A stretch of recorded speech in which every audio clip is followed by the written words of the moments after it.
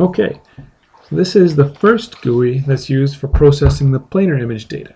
As I mentioned at the end of the first video, this subGUI is accessed by choosing the first option in the procedure menu of the main GUI. So this is the subGUI that's described in the manual as the planar region selection subGUI. So the first thing we notice when we open this up is we're working here with test patient number 2. And the first thing we're going to want to do is choose the directory where the whole body images for this particular patient are located. So we'll just click this button, choose directory, and we can browse for the folder. So in the JADA folder, there are these sample patients that come included. So there's 2 sample patients here. And right now we're working with patient number 2. So test 2, and there's this folder, this planar folder. When we click on that, the folder that we select, all of the files for that folder are listed here in this list menu. And now we just want to click one of these. So we'll click the first one. And when we click it, we get a preview of what's contained in that file.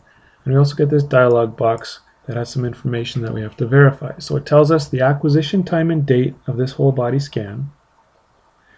And we can just check to make sure that this acquisition time and date makes sense along with the injection time and date that we've already entered.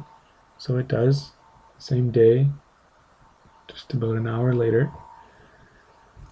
And then we choose the scan type. So this is either an emission scan or a transmission scan, where the transmission scan is something that we'd be using if we're going to be performing some attenuation correction of the planar data.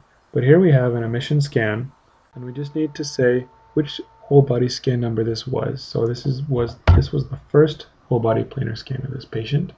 And we can see from the preview that this is the anterior and posterior view that are included in this file. Sometimes there'll be the anterior and posterior views will be included in 2 separate files, so we'll just have to select that accordingly.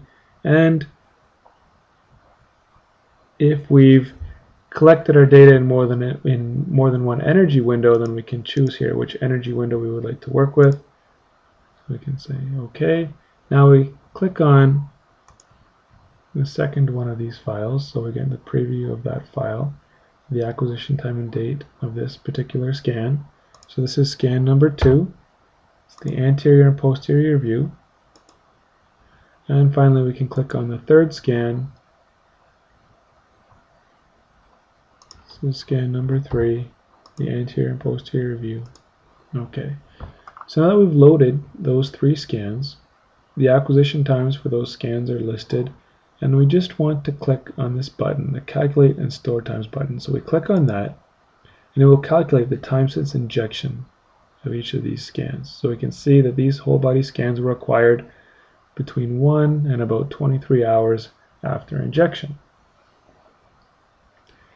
And also when we click on this Calculate and Store Times button, it will save these acquisition times and times since injection into the patient data, into the patient database.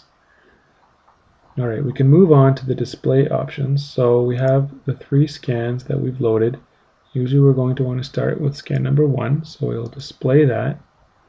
And we don't usually need to look at that entire field of view, so we can narrow that down. Okay, so now I'll just go over how we can actually segment some 2D regions of interest in these images. So first thing we need to do is just name the region that we'd like to segment. So we have this pop-up menu where if we haven't done anything yet, nothing will be listed here except new region. If we select new region, we will get a dialog box asking us what's the name of the region that we'd like to segment. So we have some commonly used regions here. So we can go ahead and draw a 2D ROI around the left kidney. So we select left kidney, hit OK. And now we can choose whether we want to draw this ROI in the anterior view or the posterior view. Well, for the kidneys, we're going to want to use the posterior view. So the view that we want to use, actually it's important to just click on that image so that when we go to draw the ROI, that's the image but we're actually drawing the ROI. So if we're ready, we can hit the Draw ROI button. And now at this stage, we're actually just roughly drawing a region around the left kidney. This doesn't have to be very accurate. We just want to separate the left kidney from these other surrounding regions with high uptake. So from the spleen there and this tumor. After we roughly draw that region, we're going to be asked if we want to draw a background region. And usually this is something we're going to want to do, so I'll say yes. And this is the background region that's going to be used to subtract the background counts that correspond to, well, as accurately as possible, that represent the background counts that we would find overlying and underlying this left kidney. So now we've drawn a region around the left kidney, this background region. If we're happy with what we've drawn, we can hit the Store button. Now, usually we're going to be interested in drawing some different regions, so let's draw a region around this tumor. So we go back to our pop-up menu now. Left kidney is included in this menu. We want to add another region, so we click New Region. And we'll see that tumor is not included in this list, but we can manually enter any region we want to. Give it any name we want. So here we've got the tumor. Now we want to draw an ROI. This time it's easier to see from the anterior view, so we're just going to click on the anterior view, hit the Draw ROI button,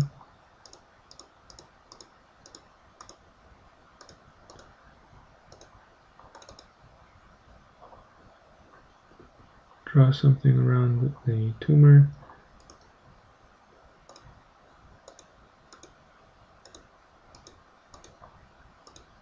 our corresponding background region, and if we're happy with it, we can store that. So for this demonstration, we'll just go with those two regions. We'll move on to the second whole body scan. So if we display the second whole body scan, we need to repeat that process. So again, we need to just separate these regions out from those other regions with high uptake. So for the left kidney,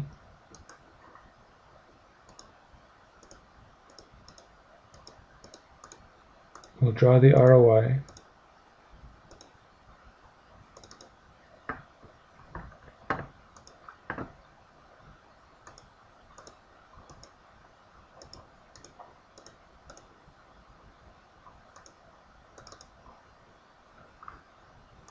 Store that.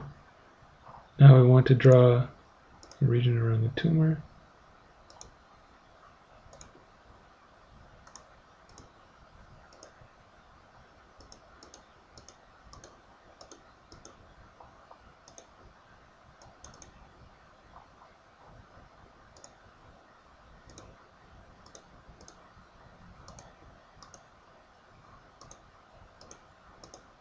When we draw the region on one view, it's a good idea to check the other view and make sure that we're not actually overlapping one of those nearby regions. It might not look like it from the anterior view, but it might possibly be in the posterior view, but here we're okay.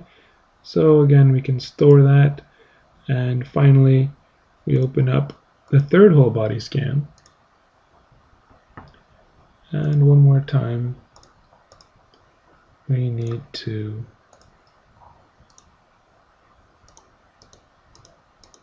draw these approximate regions around our tumor and our left kidney.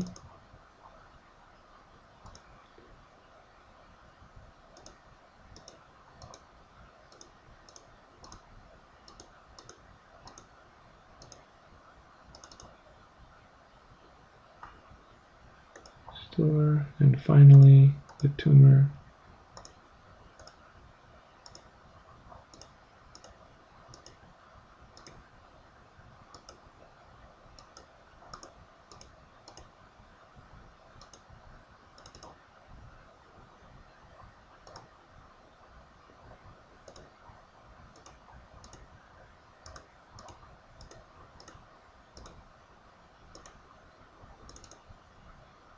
Okay, and we're done. So press store. So that's everything that we use this particular subGUI for. Next, we're going to move on to the planar image registration subGUI, so where we more accurately segment these regions within those approximate regions that we've drawn. And the next GUI is also going to be where we're going to register the different time points together. Now, one final thing, it is important for us to save our progress up to this point, so we can actually just go up to the File menu, hit the Save button, and we can save this. This is patient 2 we're working with, so we'll save this as test 2. And that just saves our progress for the planar processing. So when we save the data from this planar subGUI, it's just saving our planar data processing. So the next step, like I said, is to move on to the planar region registration subGUI. We do that from the Tools menu, and the first option in the Tools menu is to register selected planar regions. So that will bring up the next subGUI, and that will be the topic of the next video in this series.